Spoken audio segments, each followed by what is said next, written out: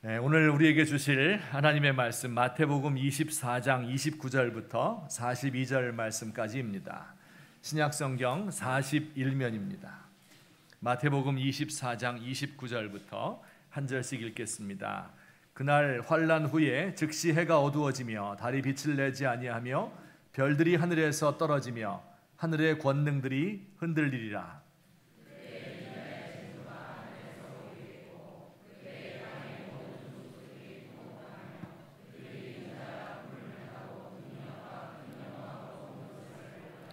그가 큰 나팔 소리와 함께 천사들을 보내리니 그들이 그의 택하신 자들을 하늘 이 끝에서 저 끝까지 사방에서 모으리라.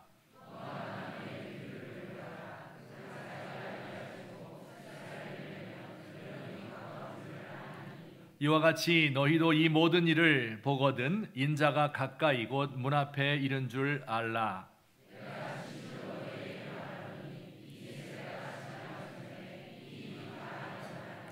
천지는 없어질지언정 내 말은 없어지지 아니하리라.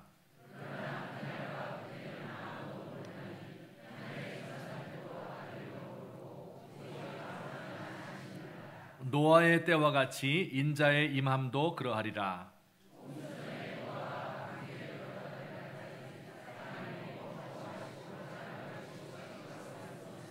홍수가 나서 그들을 다 멸하기까지 깨닫지 못하였으니 인자의 임함도 이와 같으리라.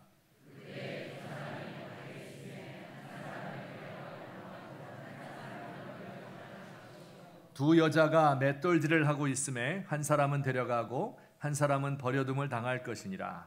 그러므로 깨어 있으라. 어느 날에 너희 주가 임하는지 너희가 알지 못함이니라. 아멘. 영화나 혹은 드라마 가운데 복수극이라는 장르가 있습니다. 어렸을 적 읽었던 몽테크리스트 백작으로부터 시작하여 또 이영애에 나오는 친절한 금자씨 최민식에게 복수하는 장면이 통쾌하죠. 손목 잘린 정치 깡패 이병헌이 또 복수하는 최근의 영화도 있습니다. 착한 주인공이 억울하게 고통당하는 것을 보면 조마조마하다가도 또 불편하다가도 진실이 하나하나 밝혀지면 속이 후련합니다. 이 복수극이 왜 이렇게 재미있고 통쾌할까요? 모든 인류가 공통적으로 가지고 있는 감정에 호소하기 때문에 그렇습니다. 어떤 생각일까요? 선한 사람은 상을 받고 나쁜 일 한 사람은 그에 상응하는 벌을 받아야 한다 하는 마음을 모든 인류가 다 가지고 있습니다. 사필귀정, 인과응보, 권선징악 이거 다 비슷한 말이죠. 특히 지금 우리나라와 같이 억울한 사람이 많은 세대, 그래서 억울한 일이 없는 공정한 사회가 돼야 한다 하는 열망을 가진 이런 세대, 우리 모두가 다 그런 마음을 가지고 있습니다. 생각해보면 모든 드라마뿐만 아니라 모든 이야기가 권선징악이에요. 착하게 살면 처음에는 고난을 겪지만 결국은 착한 사람이 잘 되고 승리하고 백마탄 왕자 만나서 결혼하고 높은 벼슬 차지하고 돈 많이 번다, 그런 이야기죠. 선한 사람이 잘 되고 악한 사람이 응분의 벌을 받으면 이것을 해피엔딩이라 이렇게 말하는데, 해피엔딩 영화를 보면 마음이 즐거워지고 해피해집니다. 착한 사람의 종말이 죽음일 때 이것을 비극이다, 트래직 엔딩이다, 슬픈 종말이다 이렇게 말하는데, 재미있는 것은 비극을 보면 그 죽은 사람이 더 불쌍해지고 정의감이 더 솟구치는 것을 느끼게 됩니다. 모든 사람이 이렇게 예수 믿건 믿지 않건 간에 선한 것과 악한 것에 대한 생각을 다 가지고 있는데, 그런 마음이 어디에서부터 왔을까요? 바로 정의의 근원이신 하나님에게서부터 왔습니다. 모든 사람의 마음 속에는 힘이 하나마 입법자이신 하나님에 대한 생각을 가지고 있어요. 우리 보이는 입법자는 대한민국 국회이지요. 하지만 그들은 하나님이 주신 옳고 그름이라는 마음을 가지고 법을 만드는 것일 뿐이고, 옳고 그름이라는 개념 그 자체를 우리에게 심어주신 분은 하나님이십니다. 또 모든 사람의 마음속에는 선한 사람이 복을 받아야 하고 악한 사람은 벌 받아야 한다, 이런 마음이 있지요. 그래서 최선을 다해 정의로운 사회, 공정한 세상을 만들려고 합니다. 이럴 때도 역시 사람들의 마음속에는요, 법을 올바로 집행하는 높은 분이, 의로운 재판관이 계시구나 하는 것을 희미하게나마 생각을 하고 있어요. 그래서 악한 사람이 끝까지 잘 되는 것을 보면 너는 천벌을 받을 거야 이렇게 말하는데, 그 천, 하늘에 해당하는 분이 바로 그 하나님이죠. 억울하게 죽은 사람을 보면 다음 생에는 이런 고통과 슬픔이 없는 나라에서 태어나기 바랍니다 이렇게 기원을 하잖아요. 그 태어나게 해줄 어떤 존재가 있다고 생각을 하는 것입니다. 이 희미하게 모든 사람의 마음속에 입법자요 재판관으로 자리 잡고 계신 그분, 그가 바로 우리가 믿는 하나님이십니다. 야고보서 말씀에서 하나님을 이렇게 묘사했어요. 입법자와 재판관은 오직 한 분 하나님이시다. 그 하나님께서 선과 악의 개념을 만드셨고, 무엇이 선한 것이고 무엇이 악한 것인 것을 제정하셨고, 거기에 따라 율법을 만드셨어요. 그 법은 우리의 양심에 새겨져 있고 성경에 더 분명하게 기록되어 있습니다. 또한 그 하나님은 재판관으로서 당신이 만드신 선과 악의 법에 따라 우리를 재판하고 심판하실 분입니다. 오늘 사도신경에 우리 예수님에 대한 마지막 고백입니다. 저리로서 산자와 죽은 자를 심판하러 오시리라. 저리로서라는 말은 거기로부터 그런 뜻인데, 거기는 어딜까요? 지난 시간에 이야기했죠. 하늘에 올리우셔서 하나님 보좌 우편에서 천하를 다스리시던 주님께서, 우리의 간구를 들으시던 주님께서 이제는 심판주가 되셔서 성부 하나님을 대행하여 사람들을 심판하러 오신다 하는 고백이 바로 이 사도신경의 고백인 것입니다. 이 하나님의 심판에는 특징이 있습니다. 한마디로 말해서 공정한 심판입니다. 사람은 외모를 보고 판단하지만 하나님은 중심을 보고 판단합니다. 사람은 업적을 보고 칭찬하지만 하나님은 그의 동기를 살피십니다. 다른 사람의 판단에 좌우될까요? 하나님에게 무슨 배석하는 다른 사람이 필요합니까? 여론재판가시 그 하나님께 영향을 미칠까요? 무전유죄, 유전무죄 이런 것은 하나님 앞에서는 통하지 않습니다. 이 고사성어, 사자성어 가운데 내로남불이라는 게 있죠. 내가 하면 로맨스고 남이 하면 불륜이다. 내로남불인데 이게 하나님의 재판정에서는 통하지 않는 거예요. 내가 알지 못하는, 나는 좋다고 생각하는데 하나님이 그러다 이렇게 생각하면 하나님께서 이것도 다 들추어 내십니다. 어느 교회 장로님이 죽어서 천국에 갔습니다. 가보니까 먼저 간 그 교회 집사가 와 있는데 보니까 탕수육을 먹고 있어요. 그래서 이 장로님 기분이 좋았습니다. 회심의 미소를 지으면서 이 집사가 탕수육 먹는 것을 보니까 나는 무엇을 먹을까? 나는 북경오리 먹을까? 이런 생각을 하며 기대를 했어요. 그런데 음식이 나오는데 보니까 짜장면이에요. 그래서 이분이 기분이 나빠서 천사에게 항의를 했습니다. 아니, 내가 그래도 장로인데 이 집사보다 못하는 음식을 주면 어떻게 합니까? 그러니까 천사가 대답을 했습니다. 너희 교회 담임 목사는 짜장면 배달 나갔다. 이렇게 대답을 했다. 이거 아주 오래된 조크인데요. 이게 진실을 담고 있어요. 하나님 보시는 것과 사람 보는 게 다른 겁니다. 제가 우리 집사님들에게 좀 부탁드리고 싶어요. 나중에 제가 배달하거나 양파를 까고 있으면 무시하지 말고 잘 좀 봐주시기 바랍니다. 이 성경에서 하나님이 재판장이 되고 예수님이 대리인이 되어서 재판을 하신다 하는 것이 우리의 고백인데요. 이 하나님의 심판에는 세 가지 종류의 심판이 있어요. 성경을 보면 세 가지 종류의 심판이 나옵니다. 첫째는 개인적이며 내적인 심판, 둘째는 역사적 심판, 셋째는 우주적이며 최종적 심판. 되게 어려운 말들이죠. 근데 제가 하나하나 설명해 드리면 절대 어렵지 않습니다. 우선 하나씩 봅시다. 첫째, 개인적이며 내적인 심판인데 같이 읽겠습니다. 시작. 어둠 속에 사는 사람들은 이미 심판을 받은 것이다. 우리 예수님이 심판에 대해서 이런 말씀 주셨어요. 요한복음 3장 18절 19절인데요. 같이 읽겠습니다. 그를 믿는 자는 심판을 받지 아니하는 것이요 믿지 아니하는 자는 하나님의 독생자의 이름을 믿지 아니하므로 벌써 심판을 받은 것이니라. 그 정죄는 이것이니 곧 빛이 세상에 왔으되 사람들이 자기 행위가 악함으로 빛보다 어둠을 더 사랑한 것이니라. 아멘. 예수님이 이 땅에 어둠 가운데 있는 사람을 구하기 위해서 오셨는데 그 어둠의 일을 버리지 않고 계속해서 어둠 가운데 살고 있다는 자체가 이미 심판을 받은 것이다. 예수 믿는 사람은 빛으로 옮겨졌기 때문에 더 이상 심판이 없을 것이다. 이런 예수님의 말씀이에요.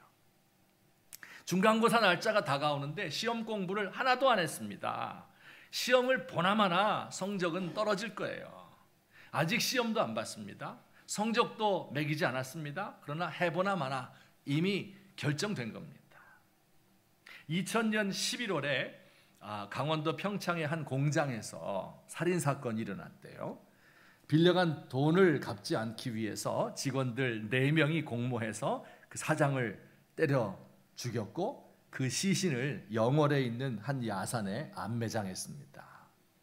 이 사장이 없어져서 경찰관들이 와서 다 수사를 했는데 살인사건인 것 같은데 시신이 발견되지 않았어요. 그래서 할 수 없이 2년 만에 수사를 종결하고 말았습니다.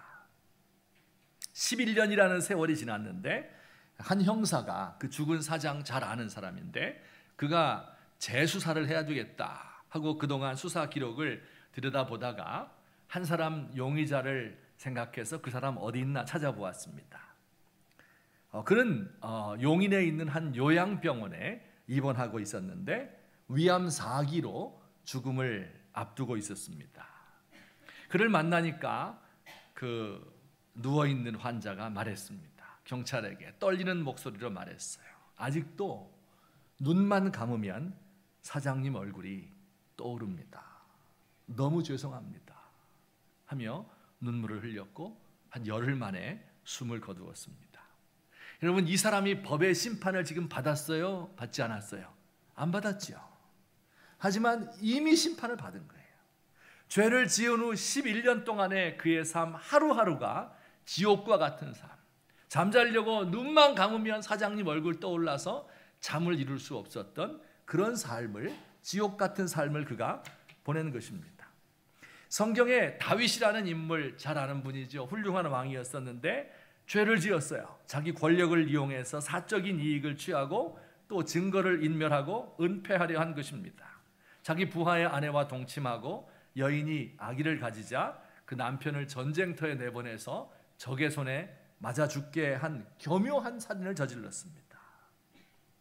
근데 그 사건이 바로 드러난 것이 아니고요. 묻혀서 드러나지 않은 채 1년이라는 세월이 흘렀습니다. 그동안 다윗은 계속 왕으로서 권력을 가지고 있었죠. 마침내 1년이 지났을 때 그의 범죄 행각이 만천하에 드러나고 하나님의 심판을 받게 됩니다.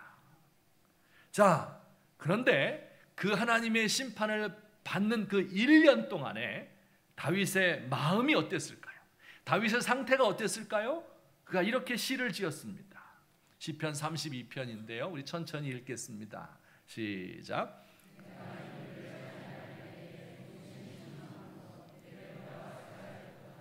주의 손이 주야로 나를 누르시오니 내 진액이 빠져서 여름 가뭄에 마름같이 되었나이다. 내가 입을 열어서 회개하지 않을 때, 죄를 가슴속에 품고 있는 그때에 내가 종일 신음했다. 내 뼈가 쇠해지고 내 몸이 바짝바짝 말라 들어가서 여름 가뭄에 말라 비틀어진 이런 모습을 몰골을 가지고 내가 살고 있고 내 심령이 이루 말할 수 없는 고통 가운데 살고 있었다. 이렇게 고백하는 거예요. 이게 다윗이 아직 심판받지 않았습니다. 하지만 그 1년 동안 자기 죄악을 마음에 품고 있을 때 느꼈던 그의 심정입니다. 어둠 가운데 있는 사람은 빨리 빛으로 나와야 돼요. 죄 지은 사람 죄가 드러나지 않으면 계속 죄 지으며 어둠에 살지만 그 죄가 드러나고 회개하면 빛 가운데 서게 됩니다. 다윗이 자신의 모든 죄가 드러난 후에 하나님께 또 시를 지었습니다. 시편 51편 잘 아는 내용입니다. 주께서 말씀하실 때에 의로우십니다 하고 주께서 심판하실 때 순전하십니다 이렇게 고백할 것입니다. 일반적으로 죄 지은 사람은 재판받게 되면 죄를 부인하고 감추잖아요. 다윗은 달랐어요.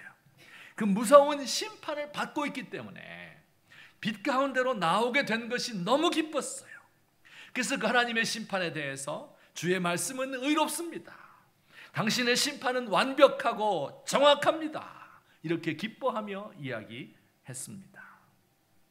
죄를 지으면 이렇게 먼저 우리 마음의 내면에서 심판을 받게 되는 것이지요. 스스로 그 두려움과 형벌의 공포라는 감옥에 갇히는 것입니다. 괴로움을 겪고 어둠 속에 방황하고 관계들이 파괴되고 하나님과의 관계는 소원해져요. 이미 심판을 받은 것입니다. 그래서 우리 크리스찬들은 이 사실을 잘 알기 때문에 악인들이 잘 되는 것을 보아도 그를 미워하거나 부러워하지 않습니다. 복수하려는 마음 별로 없습니다. 오히려 그를 불쌍히 여기는 마음을 가지게 됩니다. 우리 사랑하는 귀한 성도님들, 우리는 이 내면적이며 개인적인 이 죄악으로부터 해결을 받은 존재들이에요. 우리 하나님께서 십자가에서 당신의 아들을 죽이심으로 우리를 이 죄악의 상태에서부터 빛으로 나오게 하시고 그 가운데서 우리의 죄악을 다 없애시고 깨끗하게 만들어 주셨습니다. 이제 우리에게 있는 나머지 죄악들, 작은 양심의 가책들, 이것을 주님 앞에 내려놓고 그 빛 아래서 쉼을 얻으시는 저와 여러분 되시기를 예수님의 이름으로 축원합니다. 아멘. 우리 두 번째 심판이 있었죠. 역사적 심판. 자, 읽겠습니다. 죄가 가득하여 고칠 수 없을 때 심판하신다. 역사적 심판, 이건 종말의 심판은 이거 맨 마지막 심판입니다. 세 번째예요. 그리고 우리가 살아가는 이 삶 속에서도 하나님이 때때로 심판하십니다. 역사의 주관자이며 심판자이신 하나님이 종말에만 심판하는 게 아니라 우리 역사 가운데서도 심판을 행하십니다. 노아의 홍수, 하나님이 노아의 8 식구를 제외한 모든 사람을 물로 쓸어버렸습니다. 소돔과 고모라가 불의와 폭력과 동성애 때문에 유황불로 지구상에서 사라졌습니다. 이스라엘 백성 노예로 삼고 학정을 일삼던 애굽에 하나님이 심판을 베풀었어요. 하나님의 백성들도 죄를 범하니까 예외가 없습니다. 하나님이 그들을 바벨론에 손을 빌어서 심판하셨습니다. 오늘 우리가 읽은 본문 마태복음 24장에서도 예수님은 예루살렘 성의 완전한 멸망을 예언하시는데 이 예언할 때가 AD 30년 정도 되었고요. 그때부터 40년 지났을 때 AD 70년에 글자 그대로 심판을 받았습니다. 우리 하나님께서 제국을 일으키기도 하고 심판하기도 하고 왕과 황제, 대통령을 일으키기도 하고 패하기도 하십니다. 자, 이런 궁금한 생각이 들죠. 하나님이 그러면 언제 심판하실까요? 그때는 하나님만 압니다. 모든 때는 하나님의 주권에 감추어져 있어요. 하지만 성경을 자세히 읽어보면 하나님의 심판이 가까웠구나 하는 징조를 우리가 짐작해서 알 수 있습니다. 하나님이 한 번은 믿음의 조상 아브라함에게 이렇게 약속했죠. 내가 네 자손들을 큰 나라로 만들어 줄 텐데 그들이 지금 이 땅에서 큰 나라 되는 게 아니다. 이집트에 종살이 하다가 400년이라는 세월이 지나면 그러면 가나안 땅을 정복하게 만들고 여기서 큰 민족 되게 해주겠다. 이렇게 약속하셨거든요. 아브라함이 질문이 들었을 거예요. 아니 지금부터 해주시면 좋지 왜 400년이나 그런 긴 세월을 기다려야 합니까? 이런 질문이 들었을 텐데 하나님이 이런 대답을 주셨습니다. 우리 같이 읽어볼까요? 시작. 아모리 족속, 가나안 족속의 죄악이 가득 차지 아니하였기 때문에 400년 지나면 가득 찰 거야. 그때 멸망시킬 거다. 이런 뜻입니다. 가득 찬다. 완전한 양에 도달한다. 그런 뜻이에요. 하나님이 때를 기다리다가 죄가 꽉 차서 이제는 어찌할 수가 없다. 판단하실 때 심판한다. 그런 뜻이죠. 죄가 꽉 차서 완전한 양에 도달했다 하는 말은 그러면 무슨 뜻일까요? 제가 설명을 좀 드리겠습니다.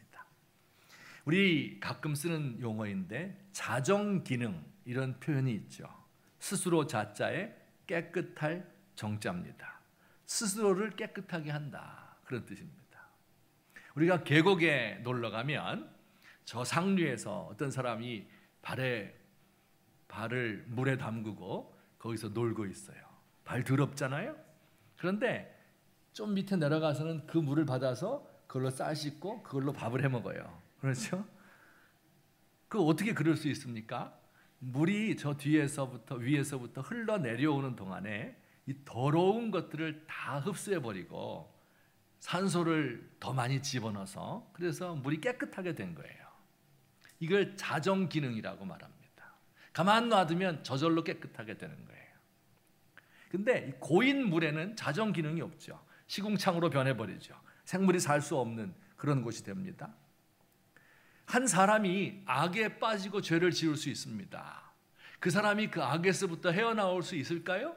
헤어나올 수 있는 방법이 많습니다. 그를 아는 가족들이 도와주고요. 습관을 다시 들이고요. 자기도 마음의 회개를 하고 훈련을 하면 됩니다. 그런데 악에게서 빠져나올 수 없을 정도가 될 때가 있어요. 이 습관이 드는 거예요. 중독이 드는 거예요. 도와줄 사람 다 떠났습니다. 그에게 좋은 말 해준 사람 물리쳐 버렸어요. 환경이 나빠요. 그러면 도저히 그 악에서 빠져나올 수 없는 어쩔 수 없는 단계에 이르게 되는 거죠. 이게 사람만 그런 것이 아니라요. 우리 사회의 각종 기관들도 그렇습니다. 우리 사회의 모든 기관들은 자체 정화를 위한 제도를 두고 있어요. 예컨대 경찰에는 내사과라는 것이 있습니다. 타락한 비리경찰 찾아내서 벌을 주는 것이죠. 경찰이나 법원과 같은 이런 권력기관들에는 다 감찰 기능을 가진 부서들이 있습니다. 자정 기능이 없어졌다 하는 말의 뜻은 경찰 내사과에 근무하는 그 사람이 비리경찰을 잡아야 되는데 그에게서 돈을 받고 비리경찰을 봐주는 거예요. 이러면 자정 능력이 없어지는 거죠. 이때는 외부의 간섭과 심판을 받아야만 제 기능을 찾을 수 있습니다. 우리나라 전체도 마찬가지예요. 국가와 기업과 정치권과 검찰과 법원과 언론 또 대학 같은 이런 큰 기관들이요. 악의 사슬로 연결이 돼 있어서 정화할 수 없는 단계가 될 때가 있습니다. 그게 죄악이 가득 찬 때예요. 죄가 완성된 때입니다. 그때가 바로 그 사회의 종말입니다. 최후의 보루가 종교기관이고 교회입니다. 여기 교회까지 가세하는 거예요. 하나님 말씀으로 사회를 정화하는 것이, 썩어가는 세상을 소금의 역할을 하는 것이 교회잖아요. 그런데 교회마저도 돈과 권력의 맛을 들여서 세속적인 길을 가게 된다면 자기 정화의 능력을 잃어버리는 거예요. 그 사회는 시궁창이 되고 모든 사람이 살 수 없는 곳이 되고 맙니다. 과거 제정 러시아 시대가 그랬습니다. 정교회라는 교회가 있었는데 그 교회가 악의 한 고리가 되어버렸습니다. 히틀러 시대 독일 루터 교회가 히틀러의 지지자로 변해버렸습니다. 그때 그 사회는 심판을 받은 것이죠. 여러분, 우리나라는 어떨까요? 제가 무슨 예언하는 능력이 있는 것은 아닙니다. 하지만 하나님의 말씀을 보고 또 전체적인 상황을 볼 때 아직은 우리나라가 이 자체 정화 능력을 잃어버렸다, 이렇게 말할 수는 없을 것 같습니다. 정의로운 사람들이 사회 곳곳에 있고 아무도 보지 않는 곳에서 희생하는 사람도 많고 올바로 살기 위해 손해를 보는 사람도 있습니다. 애국적인 동기로 정치하는 사람도 있고 사명감과 양심 가진 법조인과 전문인들도 많고 언론 사명 잘 감당하는 언론인도 있고 다음 세대를 끌어안고 눈물 흘리는 교수들이 있습니다. 골방에서 보이지 않게 하나님과 씨름하고 기도하고 주의 교회를 위해서 말씀 그대로 전하려고 하는 목사들도 있습니다. 무엇보다 젊은이들이 세상을 정화할 수 있는 힘이에요. 아직 악의 세력에 깊이 물들지 않았거든요. 순수함을 간직했거든요. 이들이 바로 우리 사회의 희망입니다. 근데 문제는 이런 사람들이 점점 줄어든다는 데 있어요. 물질의 유혹과 권력의 압박에 못 이겨서 양심을 포기하는 사람들, 스스로 알아서 기는 사람들이 차고 넘칩니다. 여러분, 정말 충성되게 살려고 하고 불이익을 감수하며 양심을 지키려는 사람, 그 사람들을 아무것도 모르는 철없는 이상주의자다, 이렇게 몰아가서는 안 될 것입니다. 이들은 우리 사회를 심판하시려는 하나님의 매를 붙든 손을 붙잡고 있는 사람들인 거예요. 이들 때문에 하나님의 역사 가운데 벌어지는 무서운 심판이 지체되고 있는지 모릅니다. 특별히 우리나라는요, 하나님의 심판의 매로 사용될 그 매들이 너무 많아요. 저 북한에 김정은이 있죠. 미국이 만약에 또 미사일 시리아 쏜 것처럼 이렇게 하면 다 같이 죽는 겁니다. 중국도 있죠. 일본도 있죠. 하나님께서 매로 들 도구들이 너무 많은 겁니다. 우리 세상을 사는 그리스도인들이 하나님의 진노의 손을 막고 서 있는 사람들이 되시기를 예수님의 이름으로 부탁합니다. 시궁창과 같은 이 세상 속에서 맑은 샘물 퐁퐁 솟구쳐내는 사람들 되셨으면 좋겠습니다. 우리가 가르치고 위에서 기도하고 있는 우리 백석대학교, 예술대학교 학생들, 이곳에서 함께 예배드리는 우리 젊은이들이 하나님의 말씀으로 그들의 마음이 깨끗하게 되어서 그들이 이 세상에 공급될 때에 그들이 맑은 물을 흘려보내는 시냇물의 근원지가 되었으면 좋겠습니다. 이 일을 위하여 여러분이 많이 기도하시고 또 힘쓰시는 저와 여러분 되시기를 예수님의 이름으로 축원합니다. 마지막 세 번째 심판이 아직 남아 있습니다. 어떤 심판일까요? 우주적, 최종적 심판입니다. 예수님이 다시 오실 때 모든 사람에게 베풀어지는 최후의 심판입니다. 첫째 심판은 내면적이며 개인적인 심판이었죠. 우리 믿는 사람은 이미 심판을 통과했고 믿지 않는 사람들이 심판의 저주 가운데 놓여 있어요. 둘째는 역사 속에서 보여지는 심판이지요. 최후의 심판 때까지 보류해 두시면서 완전한 심판은 아직 행하지 않고 있는 것인데 최후의 심판이 있는 것입니다. 역사적인 심판은 그 완전한 심판을 전망하고 있습니다. 최후 심판은 이런 것이야, 이렇게 보여주고 있는 거예요. 최후의 심판은 그 역사적으로 나타난 작은 심판들의 최종 결론 완성입니다.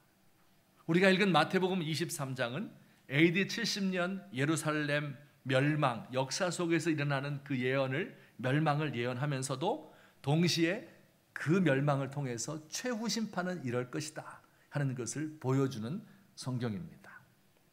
자, 그 최후의 심판이 언제 있습니까? 예수님이 다시 오신 이후에 있습니다. 재림이라고 이야기하죠. 예수님의 재림 장면을 한번 보겠습니다. 마태복음 24장 30절 31절 다 같이 읽습니다. 시작.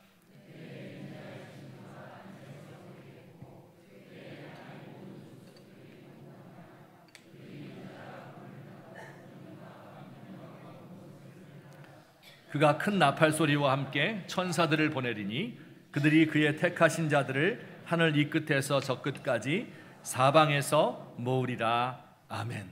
재림 후에 최후의 심판이 있는데 이것은 모든 사람에게 행해지는 것입니다. 예수님 오실 때 살아있는 자뿐만 아니라 이미 죽어서 무덤에 있는 사람도 살려내서 심판을 베풀어요.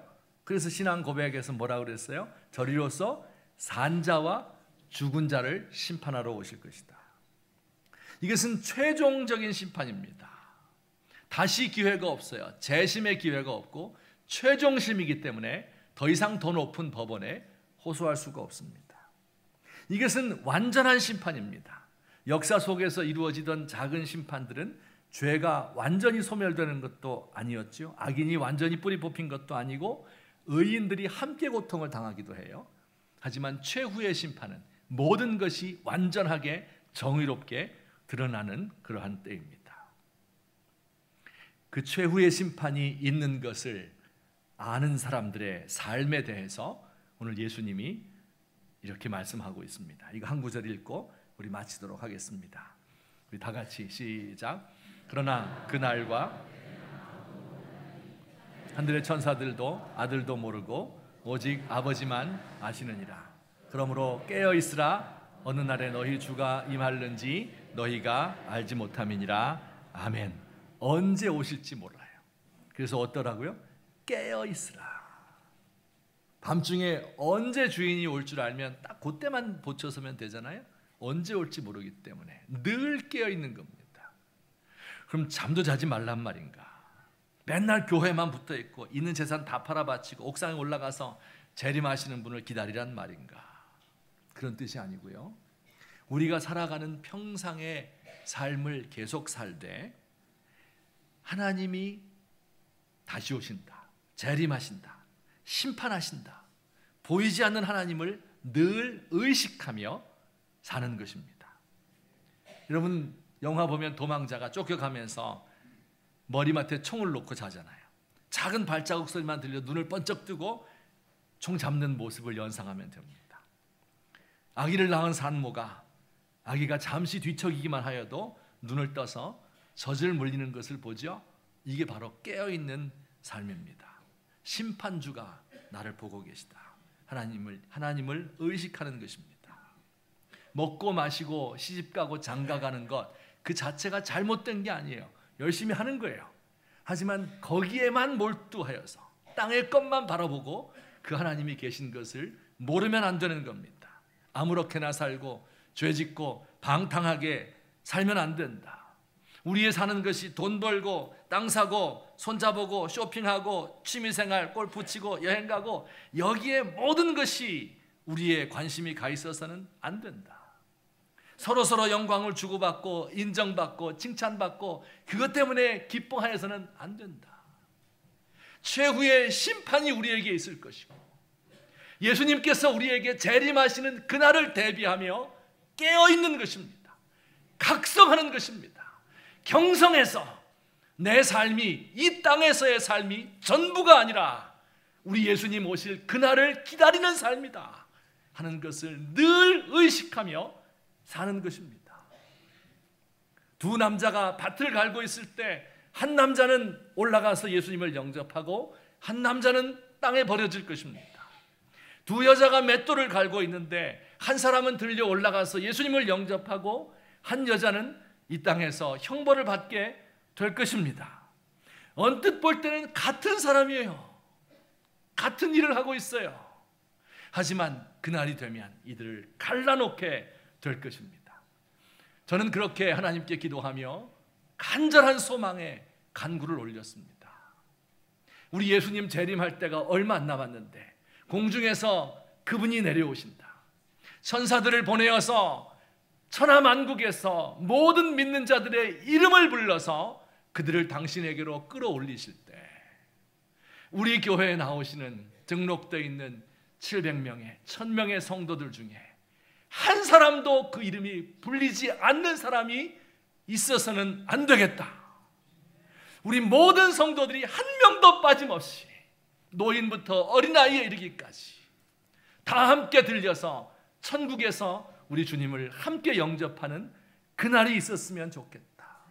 하나님 앞에 간구를 올렸습니다. 이 세상에서 때로 우리가 억울한 일을 만날 수 있습니다. 이 세상에서 불의를 당하고 불공정한 일을 만날 수 있습니다. 여러분 너무 두려워하지 마세요. 너무 불평해하지 마세요. 너무 억울해하지 마세요. 정의의 심판자가 계시고 그분이 다 보고 계시고 우리는 그분이 오시는 것을 믿고 기다리는 삶을 사는 것입니다. 이 일로 여러분의 마음속에 큰 소망을 가지시고 이 땅은 원래 죄가 많고 아무리 정화하려고 해도 안 되고 그리고 불의가 가득한 세상, 때때로 하나님이 심판하지 않으시면 도저히 견딜 수 없는 이런 세상인 것을 생각하며 완전한 천국, 완전한 심판을 기다리며 그를 의지하고 소망을 가지시는 저와 여러분 되시기를 예수님의 이름으로 축원합니다. 같이 한번 기도드리겠습니다. 오늘 들은 말씀을 생각하면서 하나님 앞에 기도합시다. 때로 그렇게 생각해요. 우리 성도들도 또 저를 포함해서 우리 조국의 교회가 천년 만년 갈 것처럼 생각하며 세상을 살고 있는 것 같아요. 여러분, 이 세상은 정말 금방 가는 것입니다.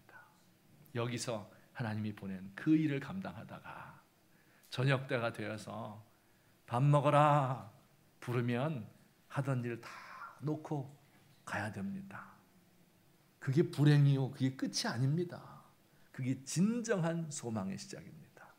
우리 그날을 기다리며 이 땅을 모든 것으로 알고 살지 않도록 깨어있어 하나님을 의식하며 살도록 주여 저를 늘 깨우쳐 주시옵소서. 우리 민족을 불쌍히 여기시고 땅만 바라보고 사는 어리석은 그런 삶을 살지 않도록 도와주십시오. 우리 한 목소리로 같이 기도드리겠습니다. 사랑의 하나님 아버지, 은혜를 감사드립니다. 오늘도 우리 주님께서 우리에게 주신 이 말씀, 인자가 하늘에서 구름을 타고 천사들을 대동하여 올 때에 천하만국에 흩어진 당신의 백성들의 이름을 불러 모으겠다고 하신, 그리고 그때 양과 염소를 갈라놓고 심판을 행하겠다고 하신 그 말씀을 기억합니다.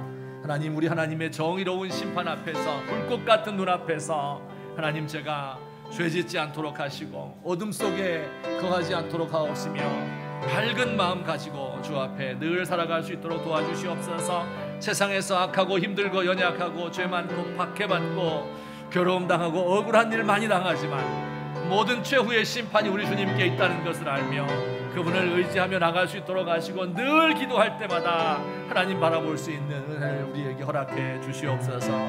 이 땅의 삶에 만족한 어리석은 저희가 되지 않도록 하나님 도와주시옵소서. 아버지 하나님이시여, 이 땅에서 고난받고 곤고한 가운데 살고 있는 형제자매들이 있습니다. 육신의 질병이 있습니다. 하나님 불쌍히 여겨 주옵소서. 하나님의 능력이 나타나게 하시되 저 천국을 바라보며 더 큰 소망 가운데 거할 수 있도록 하나님 우리를 도와주옵소서. 이 땅 잠시 지나가는 나그네 외국인과 같은 삶, 여기에 모든 것을 걸지 않도록, 어리석게 되지 않도록 우리 하나님 도와주시옵소서. 사랑의 하나님 아버지, 은혜를 감사드립니다. 우리 주님께서 입법자요 재판자가 되셔서 모든 것을 정의로 판단하시고 또 우리 주님 다시 오시는 그날에 완전한 심판이 우리를 기다리고 있는 것을 믿습니다. 그때를 바라며 이 세상 그 하늘 바라며 살아갈 수 있도록 하옵시고 이 땅의 것이 전부인 것처럼 어리석은 삶을 살지 않도록 깨어있는 저희가 되도록 우리 하나님 도와주시옵소서. 하나님 아버지, 또한 우리 조국과 민족을 불쌍히 여기시고 자정 능력을 점점 상실해 가고 하나님의 심판의 때가 다가오고 있는데 우리 예수 믿는 사람들이 각성을 하고 깨어서 맑은 물을 흘려보낼 수 있는 우리 귀한 성도들 되도록, 우리 귀한 젊은이들 되도록 하나님이 도와주시옵소서. 예수님의 이름으로 기도하옵나이다. 아멘. 우리 다 함께 찬송가 부르시겠습니다. 180장 찬송인데 우리 그 가사 의미를 생각하면서 기쁜 마음으로 부르시는데 다 함께 자리에서 일어나셔서